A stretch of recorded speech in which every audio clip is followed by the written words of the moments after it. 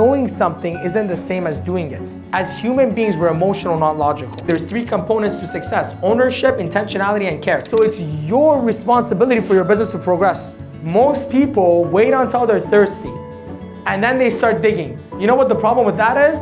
Before you get to water, you're gonna die. I wanted to break down for you what are the 5 essentials for you to succeed in this business. In fact, the tips that I'm gonna go over is relatable to any other business or career path that you choose. It all relates. Look, success leaves clues. One of the reasons why you see people like the late Kobe Bryant, rest in peace, after he dominated the NBA, he dominated in even the arts industry, right? He got an Oscar, and he was dominating in business. Because when you build a certain mindset, when you develop a certain way of thinking, you can transition that into anything else, and you'll have just as much success. Yes, the details are different, the nuances are different, but it's the person that goes into it. When you see all these great athletes like Messi, Cristiano, do you have any doubts that they're going to be even more successful potentially in their next career? I don't, because they're going to transfer the mindset that allowed them to win in such a competitive environment, and it'll help them win everywhere else. So whenever you see people that are serial winners, everything they touch turns to gold.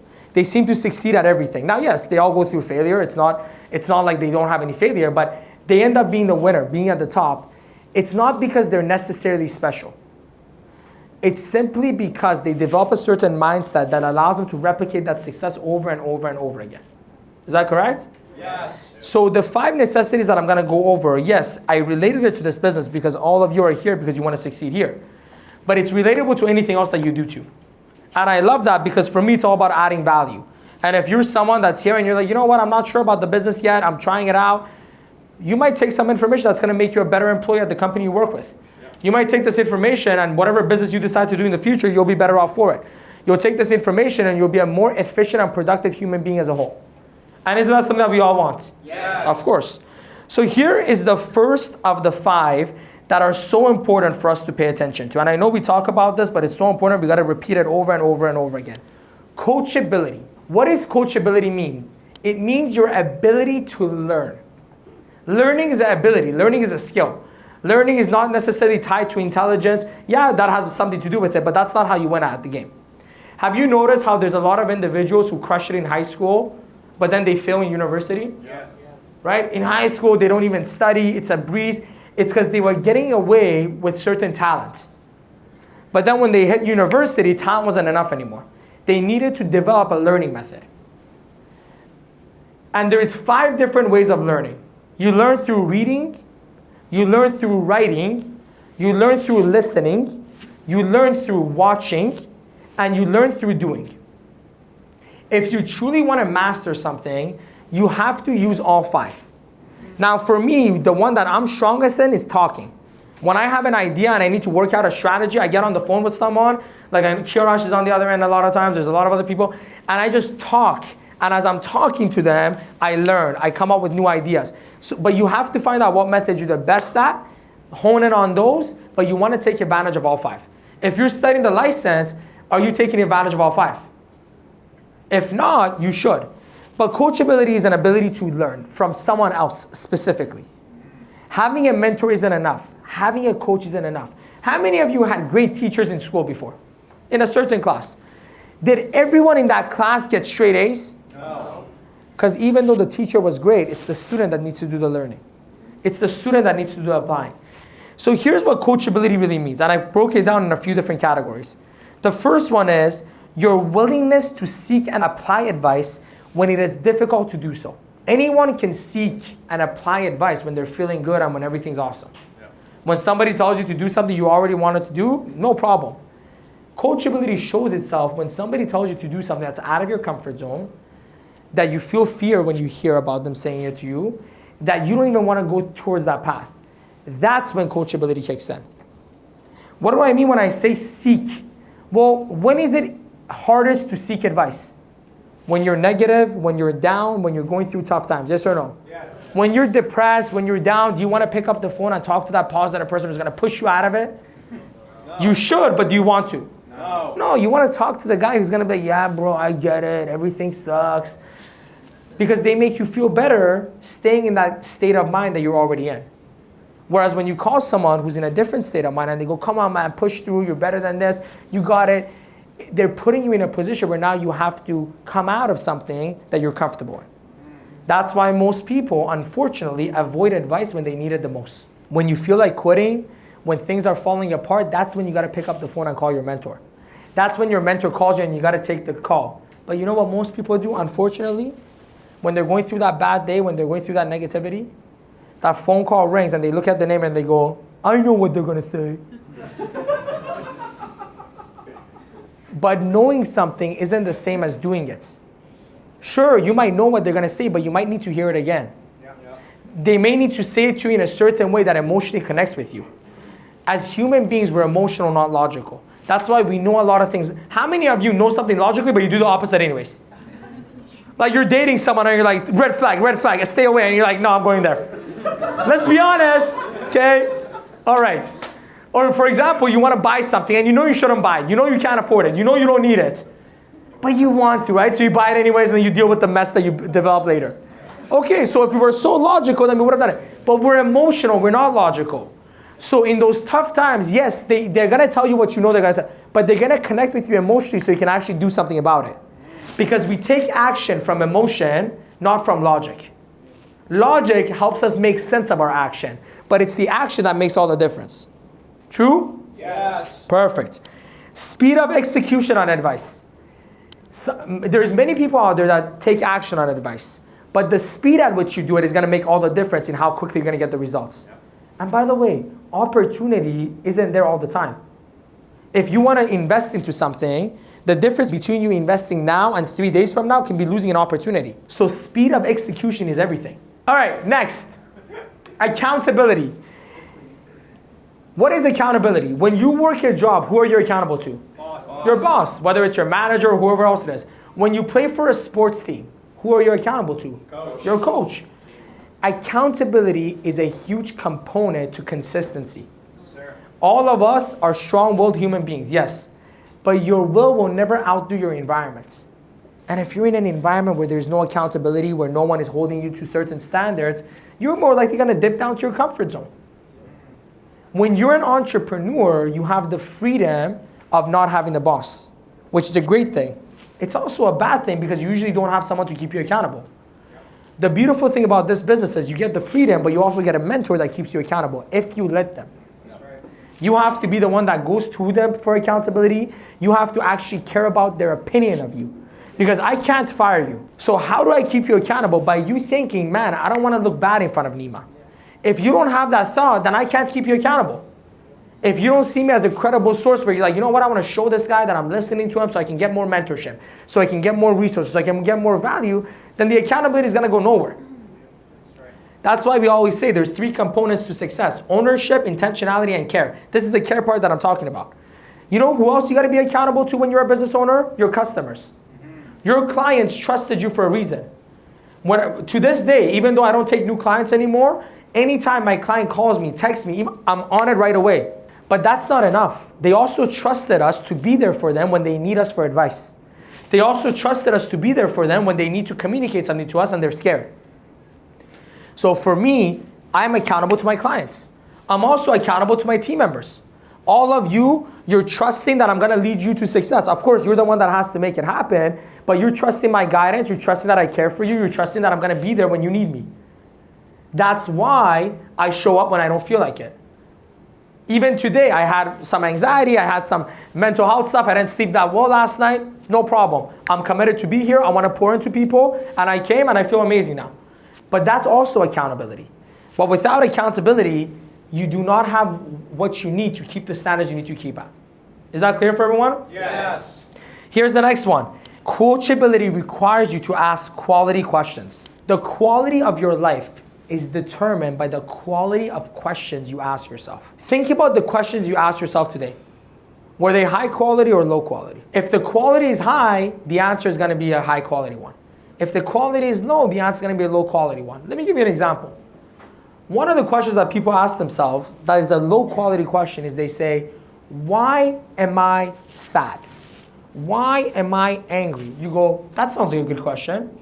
Why? Why is it a good question? Because think about the answers that come. When you say, why am I angry? What are the answers you receive? Well, so-and-so did this. Well, I didn't sleep well last night. Well, and you have all these justifications. But are they really the reasons? No. Here's a question that I ask when I'm angry. Let me give you an example from today. I had anxiety today. For whatever reason, it just comes. It's whatever. And I didn't ask myself, why am I anxious? Because if I ask that, well, there's a million reasons why I can be anxious. Anyone can be. Instead, I ask, do I want to keep this anxiety or do I want to do something about it? That's a good question. Sometimes I want to keep my anxiety. Same reason why we watch horror movies. You watch Saw to laugh? Ha ha ha, they're cutting their arms off. No, you watch horror movies because you want to feel anxious and scared. It's an emotion. But if I don't want to feel that, then the next question I ask is, what can I do to overcome this feeling? Okay, I can go for a walk. I can listen to something positive. I can write a gratitude list. I can call a friend who I trust and talk about. Then I can go take action. So it's the quality questions that lead to quality answers, which leads to quality behavior. Here's the next one. Taking the advice positively, no matter how it is delivered. What matters more? Logically, I'm not talking about emotionally. Logically, what matters more? The information or how it's delivered? The information. Emotionally, the delivery matters. If somebody says something to you in an aggressive, angry way, emotionally you may not like it. Yeah. But if the information is what you're seeking, why does the delivery matter? That's right. Now, if it's your spouse, if it's your partner, if it's a friend of yours, and you want to set a boundary so you don't have negative feelings when you're around them, totally makes sense. Hey, so-and-so, I appreciate your advice. If you don't mind, if you say it this way, I won't cry tonight. Can we adjust that behavior a little bit for... And then if it's a good friend of yours, they go, okay, cool, well, I'm sorry about tonight, but next time I'll keep this in mind. By the way, your mentors are open to feedback too. You might tell your mentor, but the point is, you are the one that wants to learn from them. They don't necessarily want to learn from you. Should they learn from you? Yes, we should learn from everyone. But is it your job to change them? No, it's your job to change you. So if you take advice from someone and it's delivered in a way you don't like it, and you go, hey, thank you for the advice, I know you mean well, I appreciate it. And you hang up the phone and go take action on it. Then you come back and call them and you go, hey, John, I took action on what you said. Made a lot of sense. Here's the result of the action that I took. Thanks so much. Is it okay if I share something with you? Sure, go ahead. The way you told me that yesterday, although it helped me a lot, it did kind of make me feel bad. Do you think next time you can maybe say it in a way that emotionally puts me in a better state? You have credibility now because you took their advice. You took action on it. You showed them you're a serious player, and now you're going back and asking them for permission if they want your feedback. If they say yes, you deliver it. But if you don't even take action on my advice, why should I take yours? It benefits me for sure. But I'm just saying, for me, moral authority is everything. And moral authority only comes when you do the thing before you tell someone else to do it. That's right. Cool? Yes. Here's the next point. Meeting mentality. What is meeting mentality? How many of you have played competitive sports before? Raise your hand, I'm curious. What was the minimum expectation of that team? For you to show up to what? Practice. If it's a competitive team, if it's a beer league, practice is at the bar, okay? But if it's a competitive team, then the expectation is you want to play on Saturday, you want to play on Sunday, whenever the game is, you got to show up to practice like the rest of us. Doesn't matter how talented you are, doesn't matter how good you are. If we're going to show up, I know hockey players wake up at 5 a.m. to go to the ice rink. Soccer players, we get evening, whatever. But if we're going to show up and sacrifice, you need to show up too as a team player. And all the most competitive teams that I played for, not only the coaches kept the players accountable, but the players kept the players accountable. Our practice sessions are Wednesdays. Our practice sessions are Tuesday skill set. Our practice sessions are Monday core leaders for the MDs and SMDs in the room. These are our practice sessions. The game is when you sit in front of the client. The game is when you're with the team member. But you got to show up to practice to be better at the game. So meeting mentality is practice. And for me, coming from a competitive soccer background, I had no problem showing up to practice because I had developed that mentality already. For me, it was very clear that if I want to play on Saturday, if I want to win, I got to show up to practice. And I showed up to every practice, whether it was raining, snowing, whatever. Because for me, the number one priority is the meetings. This is where people get built. This is where people change. This is where you get refueled. How many times have you come to a meeting and you had a bad day, you had a bad week, you had a bad month? And you come here and you hear something, you feel something, and you walk away better state of mind. Honestly, how many of you? Yeah. Okay, that's called refuel station. You go out there in the real world, you get beat up, you deplete your fuel, and then you come here and we pour into you. You go to a convention and they pour into you. The meeting mentality is number one. It's the same with mindset and success. I had one of our great team members asking me this question today. He said, Nima, whenever I'm on my morning routine, night routine, I'm coming to all the sessions, my personal development is on gear, I feel great, I don't get negative, my depression goes away, my anxiety goes away. But as soon as I stop, it comes back. Nothing in life is permanent. If you stop showering, you start smelling. Very simple. If you stop reading, you lose the ability to read eventually. If you stop working out, you go back to the old physique that you had before you worked out. And the pain that people feel is because they think that they can do something for a temporary period and get the benefits forever. No such thing. I don't care how tough you are, I don't care how amazing you are. If you stop doing the right things, the wrong things begin to happen. Even Tony Robbins, Ed Mylett, all these great people that many of us look up to and learn from, they still have to follow a routine. They still have to do all the right things. If they don't, they go backwards. Here's the next question. Well, Nima, I got you. I'll be at every meeting. I got the commitment. I'm that type of person. I'm serious about this. Good. Here's the next question you need to ask. How do I get the most out of the weekly meetings? Almost all of you come every Wednesday. Yes or no? Yes. And I appreciate you for that. I know you commit to that. And that's why you're going to win. And that's why a lot of you are winning. You saw the numbers earlier. But here's the question you might be asking. How do I get the most of this? Well, here's the first one. Be super involved and proactive in MoZone. What is MoZone? MoZone is 6:30 p.m. to 6:50, 7 p.m. till the meeting starts. That's MoZone. For in-person, it's available to you on Zoom. If you're not here in person, you don't get to take advantage of MoZone the same way. But when you're here, you get to take advantage of it. Many people think MoZone is late zone. This is my zone of being late. I'll come at 6:55. Then you're not being proactive and you're not understanding the branding of this business. MoZone is really where you make connections. If I'm sitting in your position, let's say I'm an associate, training associate, MD, whoever. I'm coming at 6:20 and I'm leaving at 9:30. Why would you come so early and why would you leave so late? Because if I come at 6:20, I get to talk to all the other MDs and SMDs who are crushing it. I get to ask them questions. When I bring team members, I can introduce them to people. Hey, you should meet so-and-so, and then they share their story and there's a level of relatability. That relatability makes that person want to go to that next level.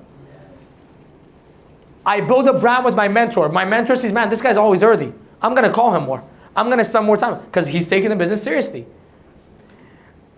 What time do I usually come here, guys? 5:45, 6, yes, for the sessions.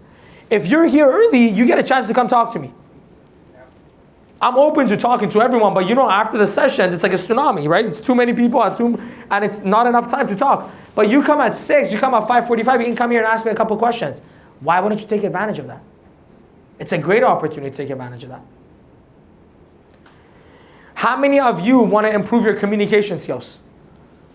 Okay, what better place than the MoZone where there's so many new people every time? Go and introduce yourself to people, talk to them, get to know them. You want to practice asking people questions? The best place to do it is in MoZone. Yeah. And then you learn how to ask questions, how to carry a conversation. You go out into the marketplace and it's easy for you. If you're shy and introverted, I was a very introverted person. I wasn't necessarily shy, but I was introverted. So when I came to MoZone, it was a chance for me to practice. I don't like talking to older people. Back when I first started as a young kid. So I would force myself to go talk to the oldest person. Who has white hair, who has boom, boom, boom, I'm there. What happened in the 80s? Tell me about the 60s, you know? Whatever. Right? When I was 21, 22, 23.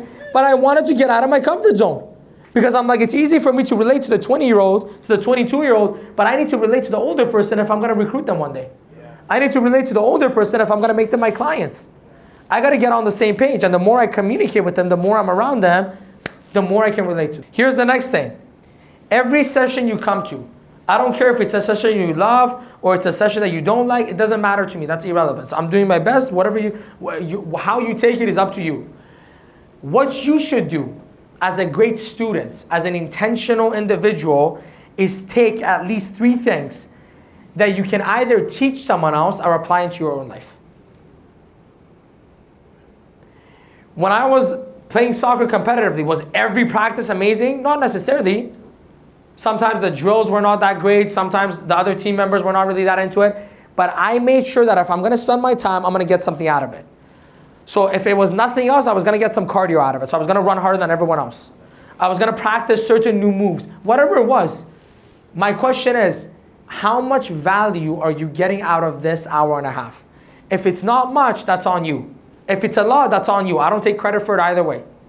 Because you can learn something from anyone.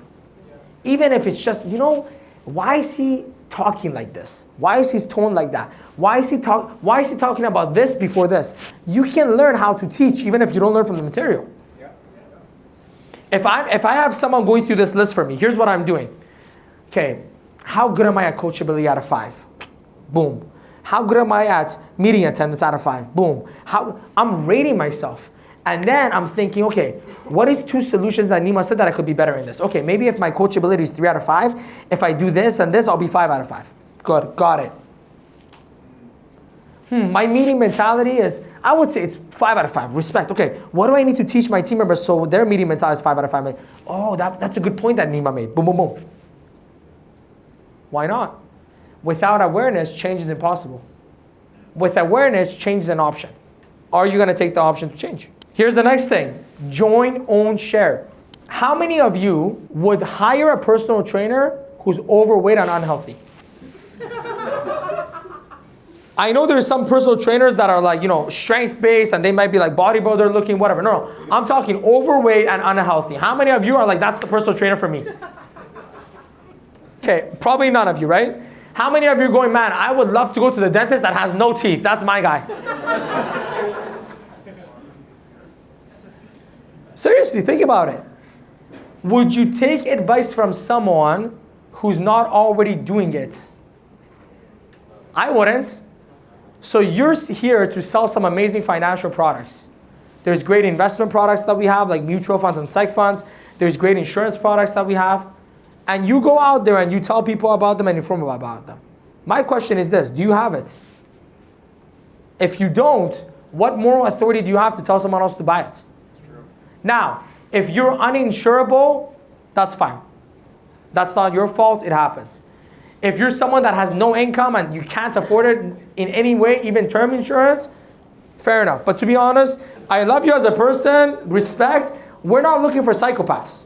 Netflix is looking for them, they'll make a documentary on you. There's some industries out there that love psychopaths and it's filled with them. This is not one of those industries, at least not in my team. So if you're just here to make money, you don't believe in what you're selling, either stay here long enough until you understand it so you can believe in it, and you can do that through the Saturday financial education sessions, you can do that through the Saving Your Future book, the product trainings, there's so many opportunities for you to learn this stuff until you believe in it and can do it. Or if you've come to the conclusion that you don't believe in it, go somewhere else. We're good. Here's the next thing. You have to progress. Some people are going to do it fast. Some people are going to do it slow. No problem. We're patient. We love you. Just the fact that you can come here and get some value, we appreciate it. We don't mind how long you take. It's your life. We're not here to push you beyond the limit that you want to be pushed on. You want to be pushed and challenged, we'll push and challenge you. You don't want to be pushed and challenged, we'll leave you alone. But you got to progress. How fast you progress through this ladder of success is up to you. My recommendation to you as a friend is do it faster. Because you don't know how much time you have. Whether you're young or old, you don't know how much time you have. Nima, what do you mean? You think I'm going to die? No. You don't know how much time you have until your next crisis. You don't know how much time you have until your family's next crisis. You think, oh, I'm 19, I'm 18, I'm 20, whatever your age is, I got forever to get rich. How do you know? What if 3 years from now, your father, your mother loses their job there and they're about to lose the mortgage? Are you ready to help? You don't know how much time you have. That's called digging your well before you're thirsty. Yes. Most people wait until they're thirsty and then they start digging. You know what the problem with that is? Before you get to water, you're going to die. Unfortunately. Wisdom, anticipation says, do it before you need it. Get rich before you need the money. Put yourself in a good position before shit hits the fan. And when you do, that's when you become a leader. That's when people look at you and go, dude, this guy saw it coming. He put in the work. And then they listen to you when you give them advice from there on. But if there's one thing, that's great music. If there's one thing you take away from this session, just one thing, dig your well before you need it. Get to the water before you need it. Get to the water before your family needs it. And we never know. It might be 6 months away, it might be 6 years away, hopefully it's 60 years away. But you never know, so get to work right now. Because it's easier to do it when everyone's not stressed and scared. It's harder to do it when everyone's scared and stressed. Get licensed quicker. Why? What if you get fired? True. Harder to make money when you're scrapping for change and you don't have a license than when you have a license that allows you to make as much as you want. Yeah. So please, if there's nothing else, just take this from me. Get to it. We're patient with you, we love you, but life might not be. You have to have the willingness to play the numbers game with no expectation and have 100% faith. Some of you just heard what I said and you know it's English, but you didn't understand a word of it. Let me explain. You gotta play the numbers game because life is a game of numbers. Everything in life is a game of numbers. Okay? I always go into the relationship side because it's relatable. You gotta go on a few dates before you find your soulmate. It's not gonna happen maybe if it happens on the first one, respect, you got lucky. But it's a numbers game. Everything in life is a numbers game. There's no such thing. You do it one time and it works out and everything's good. You gotta fail the license a few times before you pass it. It's just how it works. You gotta get a lot of rejections before you get your yeses. You gotta have a lot of people quit on you before you find your leaders. It's a numbers game. But you gotta be willing to play the numbers with no expectation. What does that mean? That means you leave it to a greater power. Can you control how many people you invite? Yes. Yes, you can 100% control how many people you invite. Can you control how many people you follow up with? Yes. Okay? Can you control how many meetings you do? Yes, because if you do more invites and follow-ups, you do more meetings. That's right. Can you control how many people say yes? No. Can you control how many people you recruit? Yes. Can you control how many of them stay? No. And by the way, in life, would you not agree? Most of it is out of our control anyways. Yes. You can go to the gym every day and grind and do everything, and then all of a sudden you get injured. It's out of your control. Yeah. The way you live a peaceful life is by leaving that other stuff to a greater power. I believe in God. You can believe in whatever you want to believe in. I believe in God myself. I'm not particularly religious, but I believe in God and I leave it to God. So I go, man, I'm going to do this. I'm going to do this many invites, this many follow-ups, this many meetings every single day. I'm going to recruit this many people. I'm going to give them my best. And I have faith that the right things will happen with the right people. But I got no expectations. I recruit a stud like Stas. Sure, on paper, he looks like he's going to kill it. He's going to crush it. But I got no expectations. I can't control Stas. But I recruit him. I give him my best. And if it's meant to be for him and God allows it, he'll win with me. If not, we recruit someone else. That's it. It's a no expectations mindset. And you carry this into everything else. How many dates is enough dates before you end up lonely for the rest of your life? I don't know. There's a number for you maybe. For me, there's no number. You go on as many as possible until you find someone that you relate with, you're compatible with, and you stay with them as long as God is willing. Because you don't have a choice on that either. Nothing is permanent in life. But that's how you live a peaceful life. And so many people suffer in this business because they know their friend is going to say yes, and they say no. They know for sure. My cousin for sure. My cousin talks about finance every day. He's always on these crypto sites. For sure he's going to come to the financial education. You go to your cousin come. It's a pyramid. Oh, and then you go cry. That's called expectation. If you want a perfect lesson on this. And by the way, you get this lesson in every area of your life, you'll be happier because of it. Listen to Jim Rohn, Building Your Network Marketing Business. It's 1 hour by one of the greatest speakers, by one of the greatest minds that I've ever listened to. Jim Rohn mentored Tony Robbins. 1 hour, listen to that audio, and if you get it, you get it. It'll change your life forever. But I'm telling you guys, life is already hard enough. Doing the things in your control is already hard enough. Staying disciplined is already hard enough. Staying committed is already hard. Why make it harder by trying to work magic and miracles and convince people? You know why people have so much pain and so many issues because they keep getting PhDs in random shit that they have nothing to do with. That's right. Right? You have a few heartbreaks, all of a sudden you get a PhD in women. All of a sudden you get a PhD in men. Oh my God, and what does that course do to you? Nothing.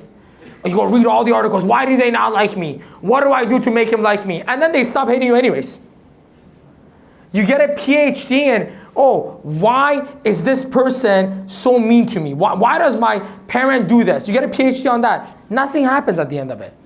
You get a PhD in the weather. Why is the weather in Vancouver rainy? I'm gonna get a PhD and find out. Does it stop the rain? No. How many of you figured it out? Okay, here's why it rains, and then you stopped it. I know in Dubai they found a way, but have you? They had trillions of dollars. They did the math and they make it rain. We're like, please make it stop raining. Okay? But I'm just making a point. What's the point of taking all these courses that you have no control over? But you sign up for all this stuff that has nothing to do with you. Well, I was so nice to this person. Why did they betray me? Who cares? They might have had a lot of issues growing up. They might have gone through some stuff. You don't know.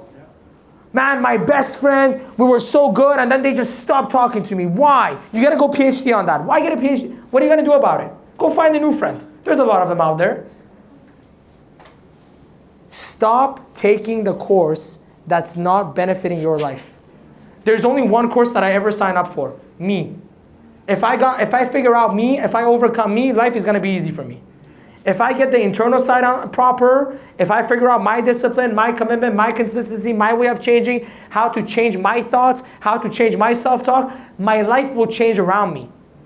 I don't need to go change the world. I just need to change me and the world around me changes. Simple. I'll say one more time. If you change you, the world around you changes. And I know this because when I was 14, I had depression. I went through anxiety my whole life. I've been there too. I've been in the dark places. I still experience it. It's part of life. Just because you make money doesn't make the mental health stuff goes away. It's still there. Money takes financial stress out of the way, which is huge. But you still are human. You still got emotions. You still got problems. For me, I went through the darkness. And what changed life into a blessing that it is for me now from the darkness that it was back then is I changed.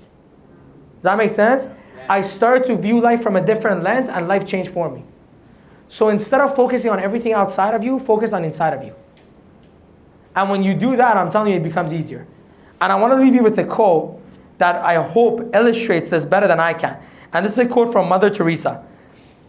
By the way, Mother Teresa, to me, is a wonderful person who did amazing things. But you go search on YouTube, Mother Teresa scam, you got a bunch of videos that got millions of views.